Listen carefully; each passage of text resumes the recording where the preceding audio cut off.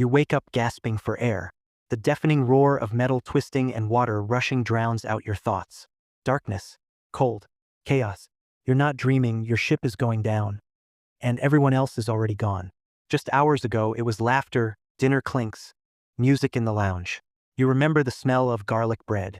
Now, that same dining hall is underwater, and your body's being slammed from wall to wall as the floor tilts at a nauseating angle. You're the only one left, the only one still breathing. The question is, can you make it? Here's the cruel truth most people don't realize.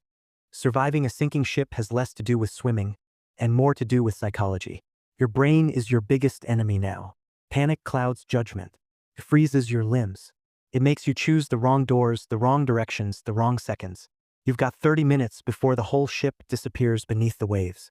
But you only have 3 minutes before hypothermia begins to set in from the freezing ocean water now leaking through every crack.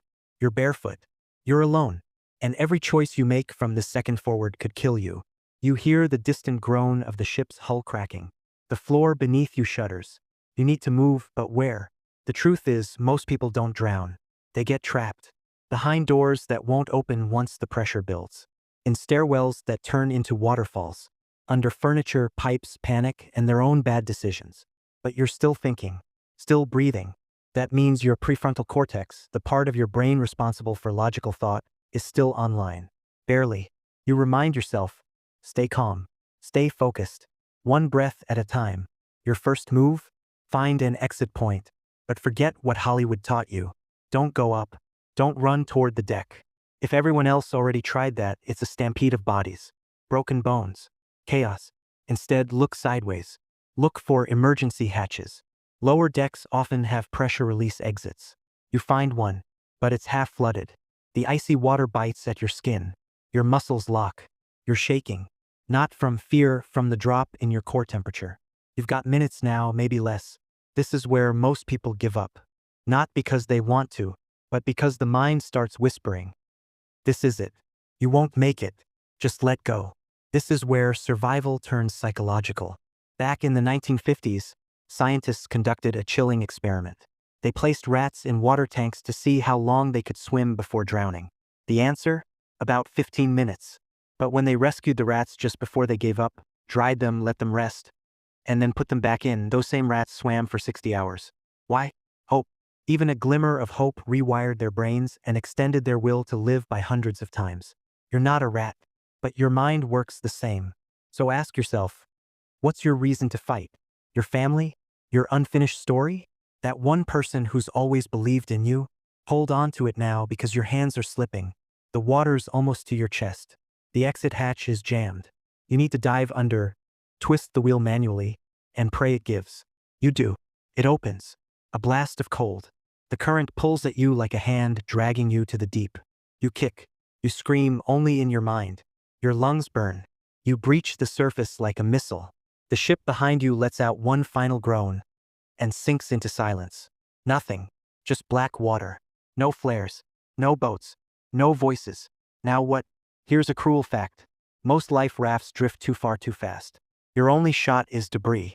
Wood, plastic, suitcases, anything that floats. You grab onto a shattered piece of the staircase. But it won't hold you long. Your fingers are going numb. Your heartbeat is slowing. This is the second death, not from drowning, but from the cold.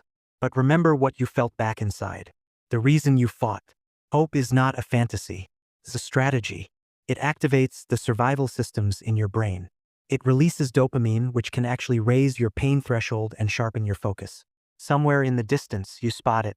A lifeboat, half submerged, maybe flipped. You start paddling. One frozen arm at a time. Every meter feels like a mile. But you don't stop.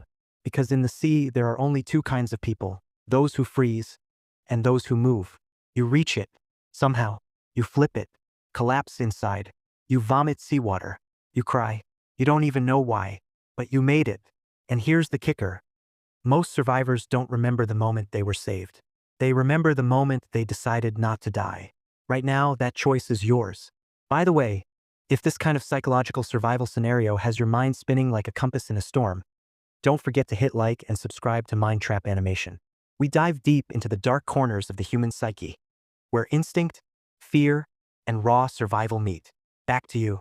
As the sun rises over a lifeless horizon, you lie curled in that half-sunken raft, your body aching, your mind broken but alive. You were the only one left on a sinking ship, and you made it. But the real question is, who will you be now that you've survived?